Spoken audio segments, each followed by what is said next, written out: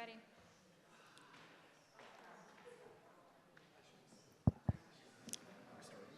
Yeah.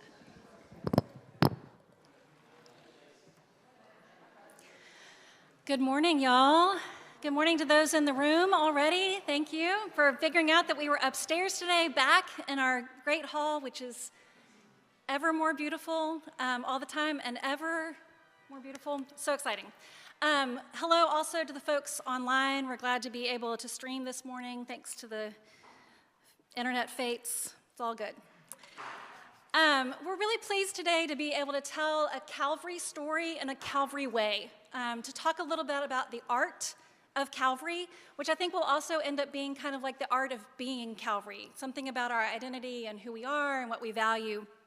I'm thrilled that David Lusk is here, and also with us, David Johnson and Carroll Todd and Catherine Erb and a few other folks are in the crowd as well. So we're just blessed and surrounded by the talents of many. I want to make one kind of comment before I turn it over to the people that you really want to hear from, and that is to say this, that the church, not just Calvary, but the big church, right, and the arts have had an on-again, off-again relationship for a couple millennia. At times, the church has been a patron of the arts, supporting and encouraging sculptors, painters, musicians out of this largesse. At other times, the church has been, we might say, standoffish toward the arts, seeing them as a waste of time or resources, or even worse, an expression of hedonism or something akin or adjacent to sinfulness somehow. I'm really, really grateful to be in a place and a moment and a time where the pendulum swings back towards an honoring and a supporting and an encouraging of this creative expression that we can, because the arts are also a way that we teach the stories, that we inspire our worship, and it's lovely. Personally, for me, I really love just walking around these buildings. I have for a time had, when I'm on my game and praying regularly like I ought to, I have a breathing mantra that goes something like this: every moment, inhale, a new beauty, exhale. Every moment, a new beauty. And I really feel like right now it's around every corner, a new beauty. As we walk around these spaces, there's just something magical and beautiful and gifted about that. We have all that because of some really good stewards and some really good caretakers. David Lusk, among them, who, along with a lot of other people, has brought forth some buried and hidden treasures from Calvary's past, things that were tucked away in corners or buried in a stack in the archives, and that we also have new gifts and new commissions to celebrate in this new chapter for Calvary. So there's a lot of folks to say thank you to for the stewardship, the curation, the caretaking that's happened. We're going to hear from a few folks today. So I'm going to let David introduce some of our artists and turn the conversation over to them. Thanks.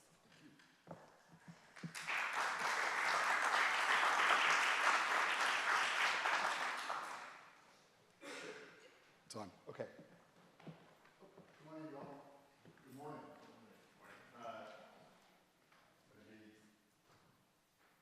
Bonnie Hall, and move through some slides real quickly on this one. I'm glad you're here. As you know, I'm a little bit off the cuff on several things that I do around here, and that's how we're going to talk about the art this morning. So if you got a question, shout it out at me. That will help on everything. Many years ago, my friend Stephen and I were involved in an annual meeting talk here, and I had been out very late the night before, and I feel the same way that I did then today. So excuse me if I'm pausing or not moving quickly enough. I'm talking about art. That's my favorite thing to do, and the only thing really that I'm qualified to do. In the 10 years or so that we've been working on this very project, meaning the Calvary renovation projects, as Catherine said, a lot of things have been found and put back before us, and that's been exciting. And we have new things, such as the Catherine Erb paintings behind me. We're going to talk about those later on today. So between the old and the new, let's get started. Catherine mentioned the history of churches, and I'm going to bring it to my generation and the history of churches. When GSL opened their Tresvant Hall X number of years ago, 35 years ago, Their first exhibition in there was Mary Sims.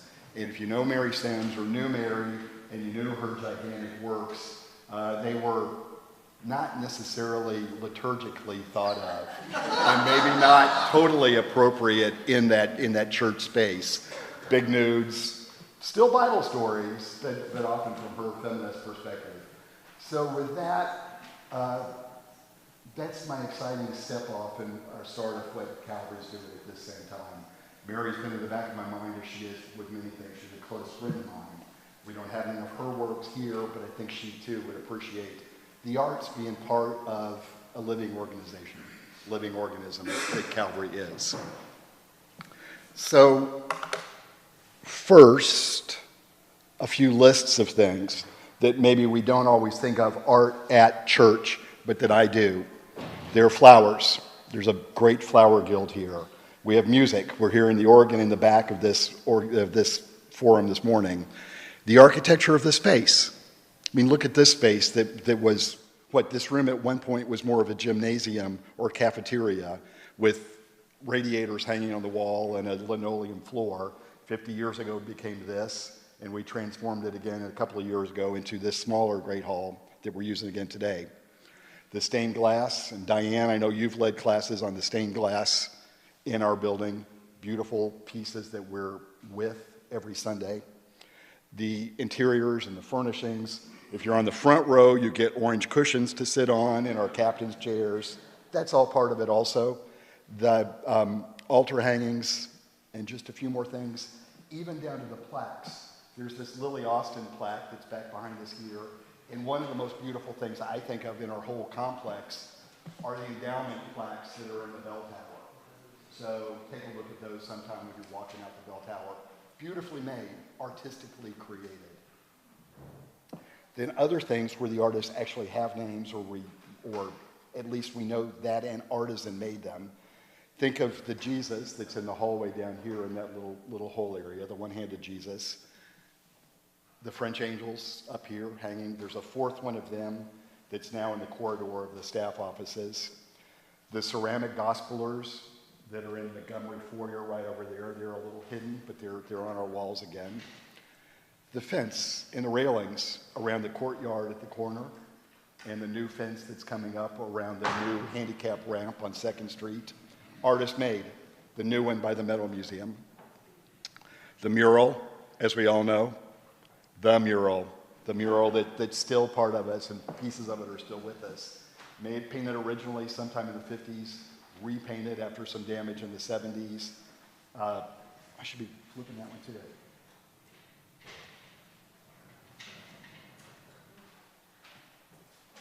Because it gives some more names to it. There we go. Cut Apart by Scott Walters. Scott, you did your artistic opinion on that. And Gregory Smith, one of my associates, I've worked with him a long time. He was very instrumental in doing all sorts of things, including cleaning up the mural and making it fit into our new spaces. The screen topper, meaning that line that's behind Connie and Mary Honey's desk down in the staff offices, artistically made, artisan made. The wooden cross that's down in the staff offices that used to be on 4th floor. The architectural renderings right here, probably 2 of those are Bob Brown, 2 of those would be later. Bob Brown also did the Calvary painting that's hanging up on 4th floor right now. Also on 4th floor near the new Samaritan Counseling Center area is the ceramic, the Sunday school made cross that was the end of 2nd Street. Artists, however young, whatever age they came from. And then St. Francis, who's peeking at Wesley right now where he just moved the chairs. The St. Francis sculpture right there that's part of the columbarium. All art. So we've lived with these pieces. They've become who and what we are. And now we're going to focus more on the pieces that have names, so we know who the artists were here at Calvary. Quickly, not made into the slides, Jack Boylan, a Rhodes student, did the Calvary piece that's in the library right now. Stephen, you're smiling and laughing at that one.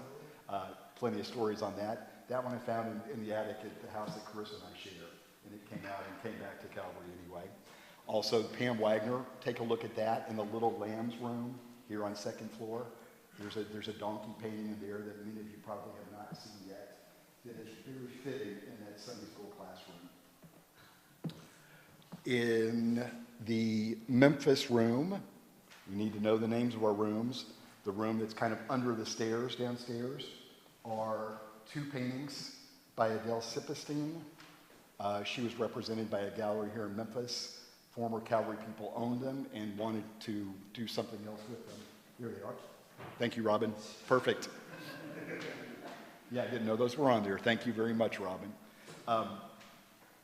They're now nicely lit. Richard got those lit a couple of weeks ago, and they now shine through the Commons area. The icons. Remember the icon show that Calvary did many years back that filled the Nave area? We have 3 of those that hang outside Bethlehem Chapel by Ludmila Pulaski. One of our members bought those and gave them to Calvary.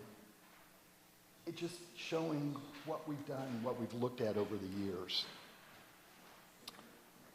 Right here, straight across, the 2 blue and white pictures that have, again, been hanging around at Calvary for years. They're by Leo Marschutz, and there's a book about Marschutz on the desk right here in the middle of the Great Hall. He was German, 1903 to 1976, lived in France, a fan of Cézanne, self-taught, but he's got works in MoMA, he has works in the Met, many European collections, and we have 2 of his pieces right here in Calvary. I know that most recently they were hanging in Scott's office. I'm not even sure where they were prior to that. You know, it's more of those things that Catherine referenced that just seem to appear out of nowhere and come to join us all over again. Then, I'm jumping around in the nave. Let's see, Robin, can you get us to the Luca Giordano painting? Anybody remember that? That one. Remember its history? Yeah, we've taken off the wall here and ended up at the Robert and Ely Antique Mall at the corner of Cooper and Union, and found it for us. Yes, right there. Giordano, let's see, I have his dates right here, 1634 to 1705, late Baroque period for those non-art historians here. Italian, obviously. He was extremely prolific, and Carissa did a paper at some point about art forgery, and there's a Corot comment that Corot painted 1,000 paintings, and 10,000 of those are in the U.S. I imagine the same is true of Giordano. Then, bouncing some more, not to that, the Walter Anderson prints. Obviously, in Memphis, we're familiar with the name Walter Anderson. We have 2 of those that came from Nancy Fulmer that are at the end of the children's hallway right now. They were brought out and resurrected again in this transition.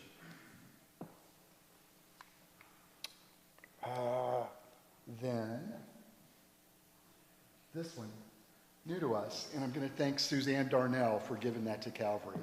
This is Seto Watanabe, Japanese artist of the 20th century. It's the great, it's the Last Supper, great feast of the Last Supper. And there's fish on the table, but I like to think also that those are sushi rollers on the table. And they're wearing their kimonos. He was a Christian artist living in Japan his entire career. It is a woodcut, brilliantly colored, and just looks really great down the end of that hallway, and seems so fitting to come and join the rest of the Calvary collection. So Suzanne, thank you for that gift as downsizing this thing.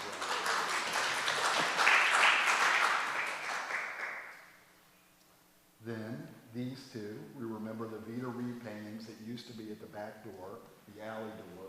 They were given in memory of Tom Johnson by the family and by his friends. Vita Reed was commissioned to do these about 15 years ago, I believe. They are Alpha and Omega.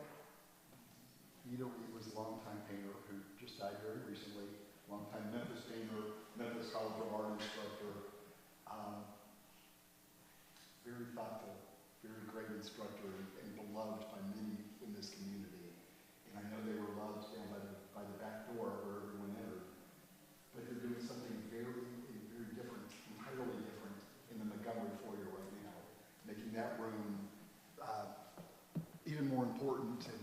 pleasant for pre-functions. And I guess there have been classes in there. So at some point, when you're in Calvary, you need a little moment to meditate, go sit on the sofas in there and look at the yellow one, flip place, and go back and sit on the other sofa and look at the red one. And just kind of bask in the warmth of those two and the energy streaming in between them. It's worth it as an experience for you. And what's the mantra, Kathy? Every moment in your beauty. Then, let's see, one of the starting points for the renovation of our new space. Oh, I'm sorry, Robin. The storm windows. Hold on, thank you. Again, I'm moving at my own pace. When we started thinking about the East Wing and what was going to happen to it, oh, no, not the East Wing. We didn't have it. Thank you, you got this out for the 92 building, when that renovation was underway, we needed some anchors in there and some color. And we knew that the Bethlehem Chapel was definitely going to change from its undercroft position, but we had the beautiful Dorothy Sturm windows in there, 4 of those, that at this point in our history, or recent history, were very rarely seen. So Charles and Scott and I and Margaret Craddock with architects figured out that those could really start anchoring the first floor where we needed color in the 92 building. And they've done much more than I expected that they would. Scott, I'm going to call on you. What did the bishop say when she saw those? Can you give me a rough quote for those? She was visibly moved because she doesn't walk into churches and see people who look like her skin tones in windows. Well, she said it's the first time I've ever walked into an Episcopal church where Jesus is not. So Dorothy made those windows somewhere around 68 to 69. I think I'm right on that, Connie. So in Memphis, we remember what was happening in 68 and 69 here. And she made those windows, and Calvary accepted that those windows would become part of who we are. And I think that was a very dramatic step for us to make it at that time. When those of us in the design group were thinking about them, we weren't even considering that fact about the windows. And it's lagniappe that they've resurfaced where they are and being seen with that intent again. Dorothy also was long-term Memphian, lifelong Memphian, taught at Memphis College of Art forever, a professor emeritus of that school. Stained glass wasn't what she did primarily. She was a textile artist and enamelist for most of her career. Stained glass she was doing later. But again, telling stories. Her mother was organist at First Baptist Church, or choir director at First Baptist Church. So she had that kind of religion backdrop in her history, but I don't think attended very much in her formative years or education years. But she did such a beautiful suite of windows here, and the other 3 there in the hallway. The dove there. Let's see, Robin. Nice to meet you again. I'm making you work this morning.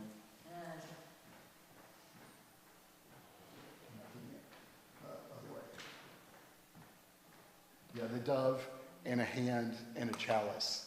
I presume that those were done by her later. We're not quite sure on the statement of that. They used to be in the Montgomery Foyer. Montgomery Foyer in the earlier iteration was the lower room on 2nd Street. Right. They were backlit down there, they're backlit now, but they sure add color and interest to that hallway where we are. So with that, we're now going to talk to 3 artists, Carroll Todd, Kathleen Erb, and David Johnson, and learn a little bit from them about their own artistic experiences making the pieces that they did here.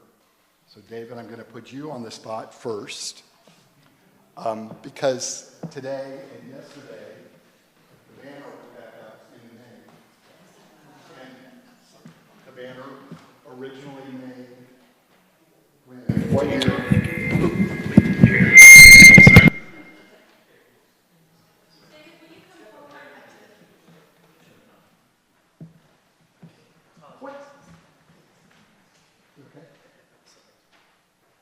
Yes, there you go. There you go. Sorry, okay.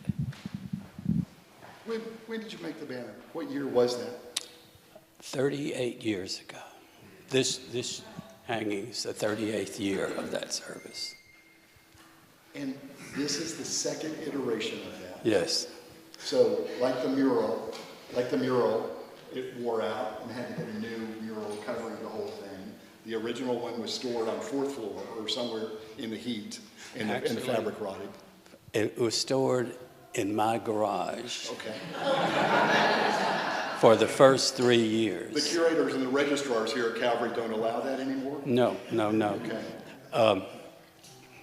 As I was taking it down, I hung it the first 3 years with 2 friends.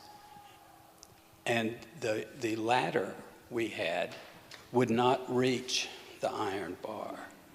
So the 2 sextons said if we put it in the pew, I could climb the ladder. And that worked fine. But some of the pews were warped, and they would put a hymnal under that leg of them. I climbed the ladder for 3 years and said, I didn't realize when the heat and air comes on that our wonderful lanterns hanging in there move. And if you're on top of a ladder holding on, I told Doug Bailey that it had brought me closer to God because I prayed more consistently than I had. And so tell us about making it, or the idea of creating that originally. In the committees that were formed to put that service together, how it came about, I went to him about two friends that had AIDS. And then if you had AIDS, you died. And they had each been told they could not do their service. And Doug Bailey said, we have to educate people. And he came up with the ecumenical service, inviting 10 ministers each time from other churches. He said they take that back to their people. And sure enough, some of them had, started their own service. And was the banner up for the first service here? It was. And how that came about, he kept saying, this is for people living with AIDS, not dying of AIDS, meaning, you had to get their families. It was to them to share, da-da-da-da. And he used that term so many times. And in the meeting, he said, you have friends in Washington. Could you get part of the quilt project? We want this to be a dramatic thing. I was like, I love that. That's a beautiful thing, but it's a tribute to people that have died. You need something light.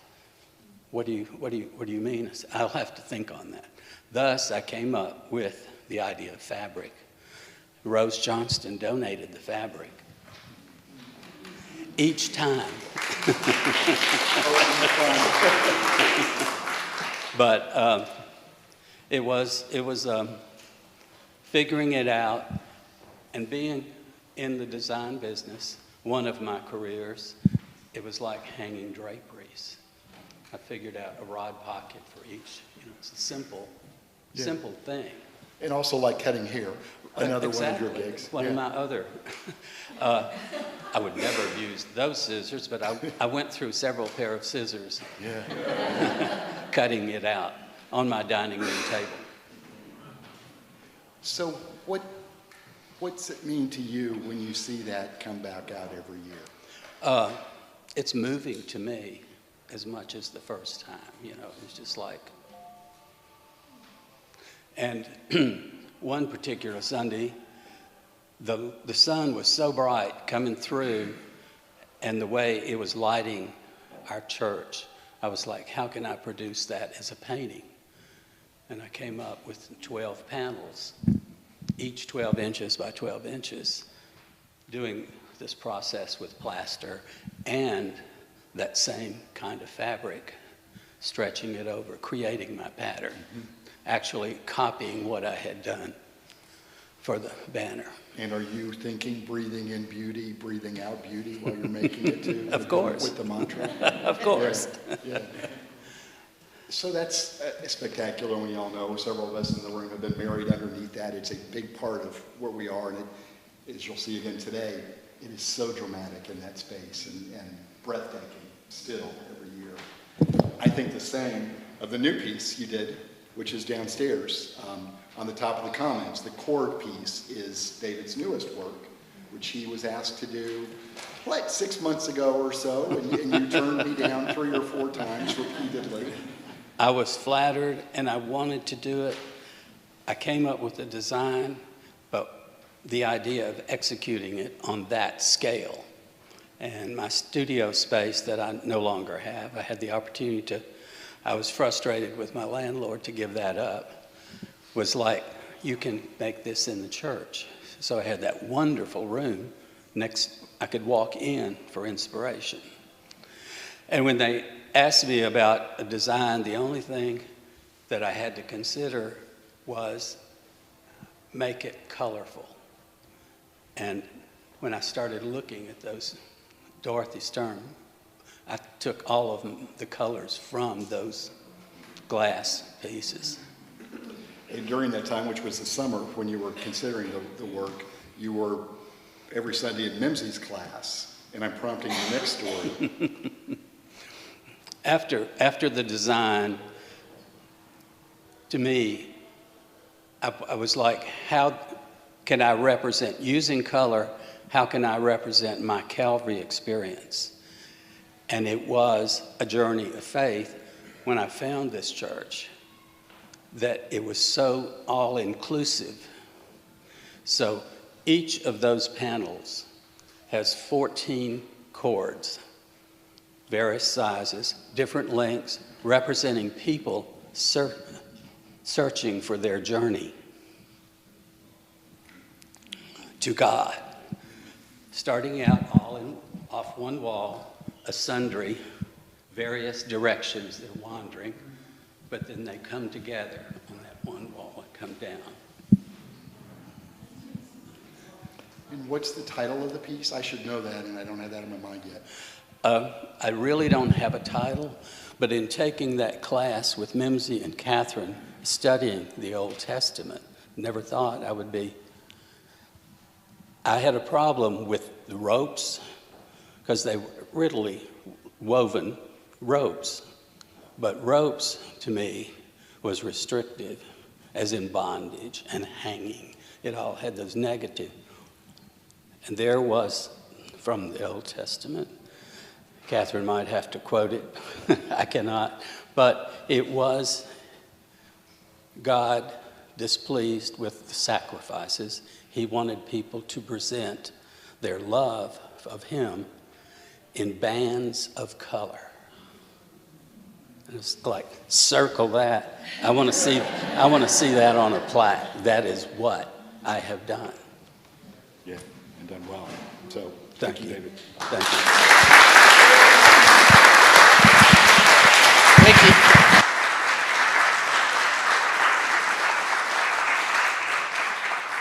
And again, like I said on the Vita Read, sit on the sofa at trade places, hang out down in the commons space sometime when church is not going on or when there are fewer people. The light coming through there and the color bouncing around is a really wonderful experience. And then, after you've done that and you've meditated, go to the Emerson room right around the corner now and stand in that double window looking through the chords. Totally different perspective. Carroll, you're up next.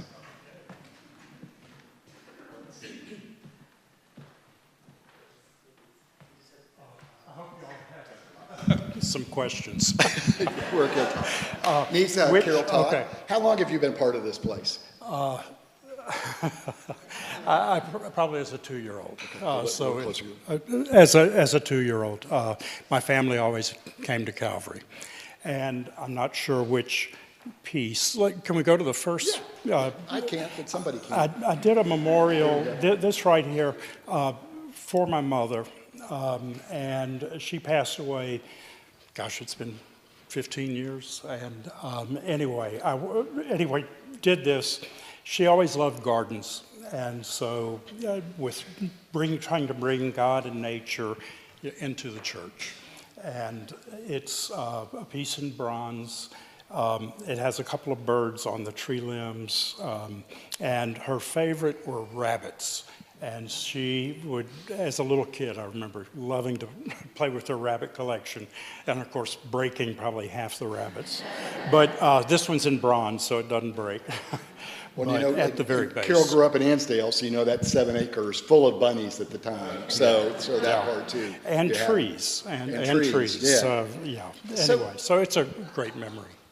Talk a little bit more about how you made that from the start, Okay. technically. So technically it starts drawings, just lots of sketches, trying to get proportions of tree limbs, getting the height, getting the base, the support.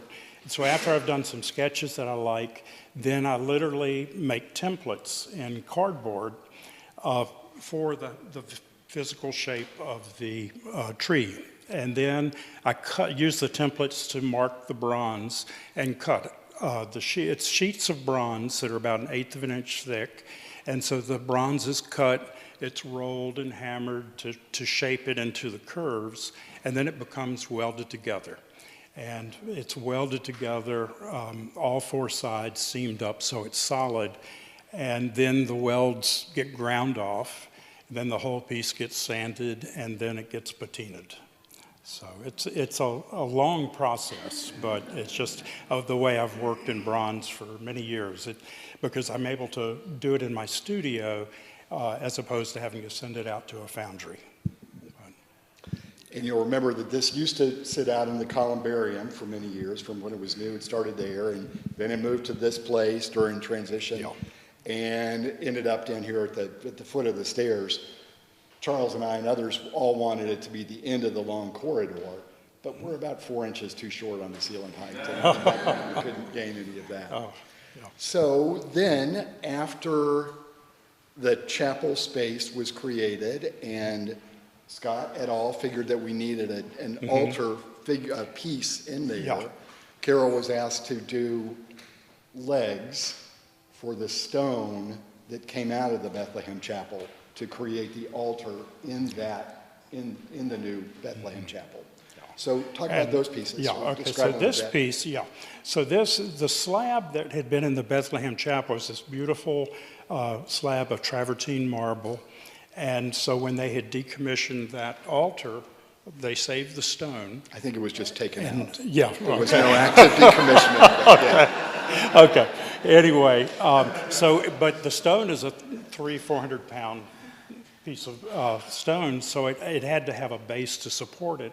And once again, I love the tree shape, and so I used the shape of trees on a base, just a simple base shape, coming up to support and hold the stone slab. And it ended up working great. I was very happy with how it worked out. And this, though, is not in bronze. This is steel. It's steel that has a patina on the steel, very much like gun bluing, to darken the metal. But there are some copper leaves attached to it, and a little bronze bird. The bird is bronze, yeah. Just one bird on there, or are there more? Just one bird. Yeah. Really nice, Carroll. Good. Thank you. Yeah. Thank you very much.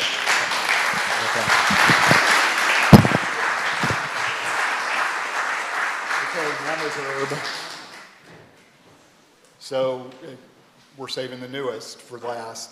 And if you know how the rest of this is unfolded, I like surprises and I like things coming up next. There's still more. We're not done here yet. But Catherine, greetings. Glad you're here. Glad you made it out this morning. I'm so honored to be here. Talk about your material first and how you make these. These all start with a photograph. These all start with a photograph that's printed on watercolor paper and then attached to a birch panel, and then I go over it with layers of encaustic wax and pigments until I get the final. Okay, well then let's come on. We're dumber than that. Go back further. Where did you take these? Were you in a plane? Or were you on the sometimes top of the parking lot? Sometimes I'm on a plane. Sometimes I'm on the ground looking up. And the inspiration for the cloud pictures, when I was a child, I thought I could change the shape of the clouds with my thoughts. And I spent a lot of time like going, look how powerful I am.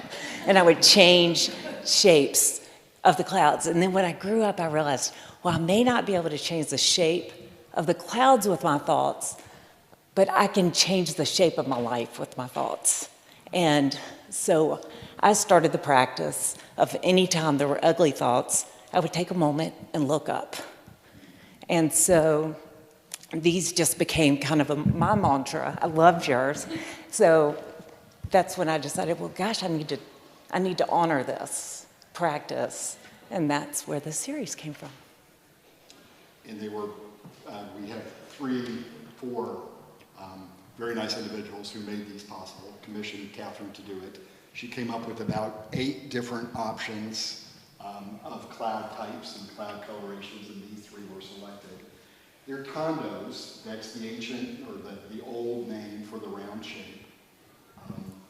The room is square. The coffered ceiling is square. It needed some other shape to invigorate it a little bit more. But clearly, when we were talking about what might go on these walls, after the rectors, after the plaques, after the Henry Easterwood tapestries, and we ended up with a beautiful blue ceiling and a smaller, more contained room, it got more historic feeling in this kind of Renaissance idea of the tondos and maybe Michelangelo's ceiling started floating around. And who does that any better locally and friend of Calvary than Catherine Earp? So we were very pleased and blessed to have you take this project on. I kind of feel like it's full circle too, because I wouldn't have made any of these without, I went to school at All Saints Episcopal Boarding School in Vicksburg, Mississippi. And without the support that they gave me, I don't know that the art would have started. So it kind of feels like we've come back home. Yeah. So thank you very much. Thank you very much. Glad you made that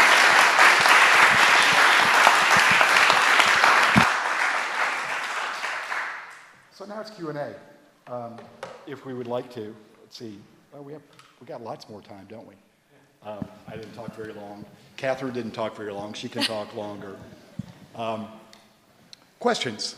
Throw some thoughts out or some ideas. If not, I got some other thank yous to make.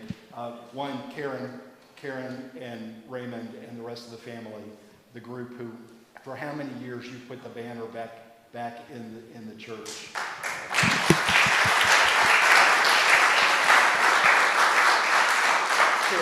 Karen, did you climb the ladder? No. Okay. All right. And it is Fireman Pete is an important part of the process. Okay. And it's safer than putting the ladders on top of the pews. He just scampers up that ladder. It is remarkable. And it's cleaner in there. When I had to hang the icons down the sidewalls, there was 50 years of dirt on there. So at least we've been through renovation the last couple of years. Joe Cliff, I didn't even mention you, and I forgot about that part. We'll come to that question in a minute. Joe, wave your hand. Anybody know what he made? You've probably seen his name here. He made a medallion that's in the middle of our cross on the altar. The enamel resin medallion. Again, like the Giordano painting, which was lost and then found. The cross was stolen from Calvary many years ago, lost and never found. Maybe like the tiaras that are AWOL in France right now. At any rate, Georgia McHenry had made an enamel medallion circle on that original cross. Georgia was an instructor at Memphis College of Arts and one of Joe's instructors. He was a student. She made the first one when we had the opportunity to find a new cross. I said we needed an enamel piece to go right in the middle of it. So from our very congregation, again, like Carroll and the other artists and David, sprung forth and made that beautiful piece part of it. So thank you.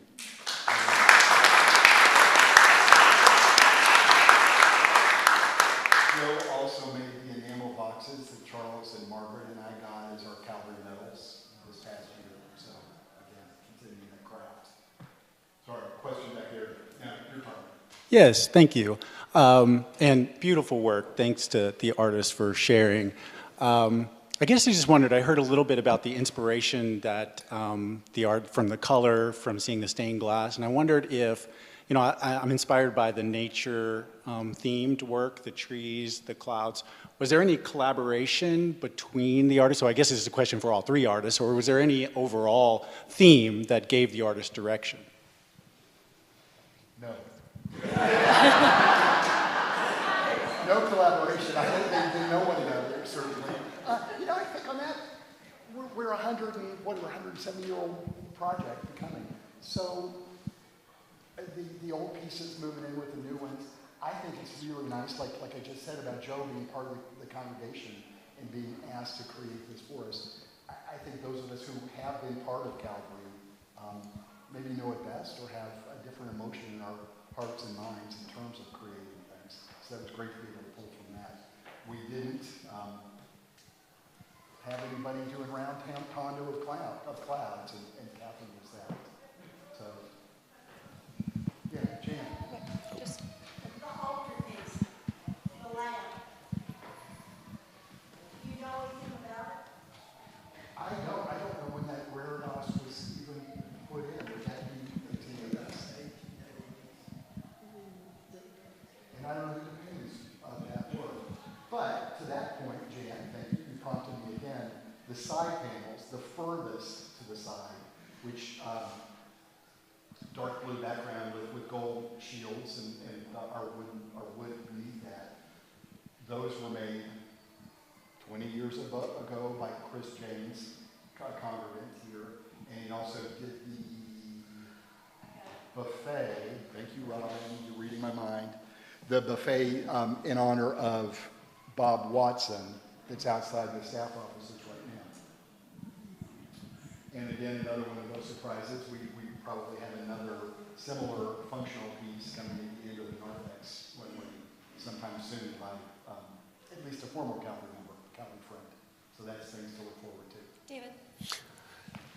Apart from lore and institutional memory, is there any place, any repository of all this information we've heard today, and is there any thought for that? So that 170 years from now, when people go, we don't know where we got this, they can go to a book and say, oh, yeah.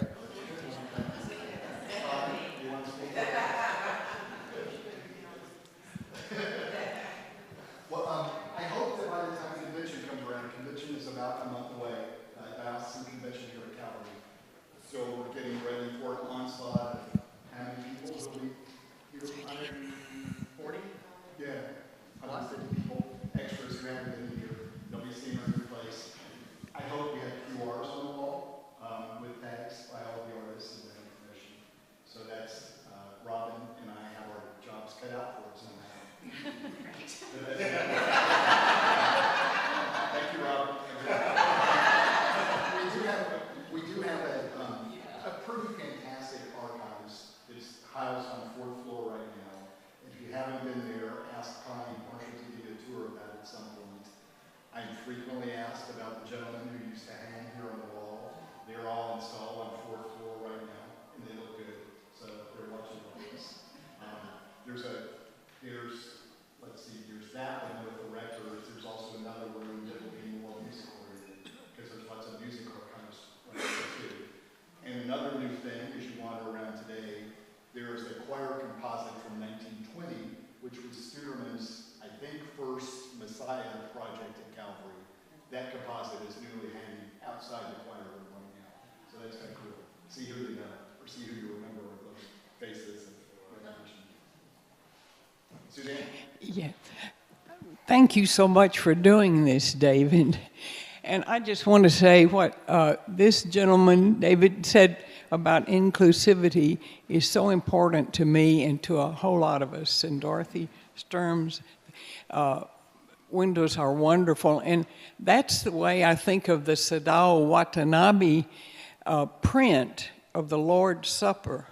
It reminds us of the church around the world, that the gospel has crossed political and cultural and economic differences all over the world. And he became a Christian when he was a young fellow and orphaned, really had been working with a printmaker, and then he got into this folk art part, and all of his work is done like that. And we have a wonderful book about him that's in the, like, we're going to be in the library. It's over here on the table. Wonderful.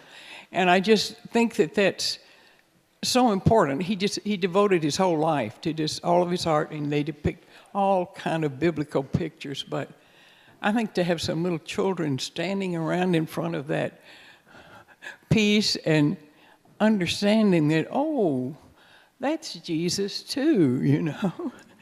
And so, many thanks to David. Anybody else? If not, just start your mantra and walk around and look at things. Breathe in beauty throughout Calvary. So I'm glad to be part of it this morning. It's been a pleasure to work with Catherine and with Carroll and with David and everybody else in putting this together. So thank you.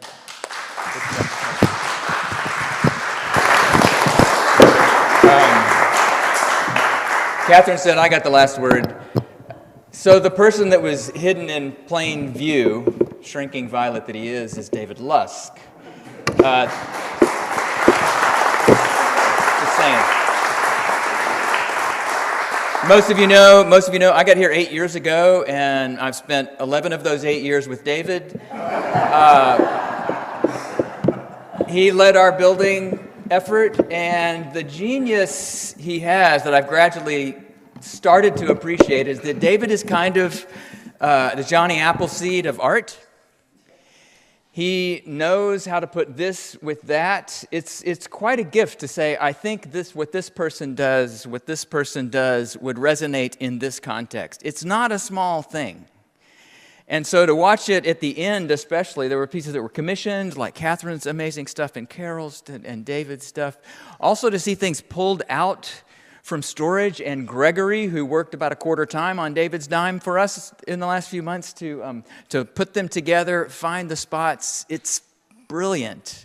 And it's the thing that we would watch past and not realize that the beautiful things that happen in the world don't actually capture our attention until they live where they need to live. So I could talk for 20 more minutes about how grateful I am for David, but I just want to lift him up for what he's done to this place.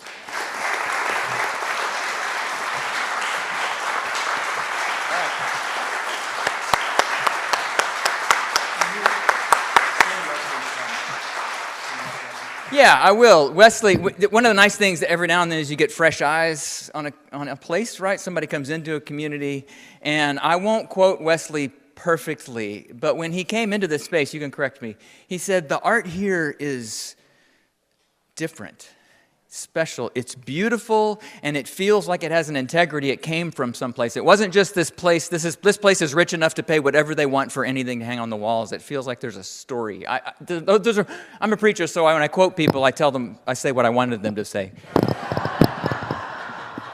Close? But he witnessed something that I think is true about the art. Has stories, it has relationships, it has connections, and it has a depth because of that that's just different. And art can live in all kinds of places, it shows. It's not just for the privileged few. You'll hear a great sermon on how God doesn't just look out for the privileged few in a few minutes from the same guy I just quoted. Anyway, thank you all. Go in peace.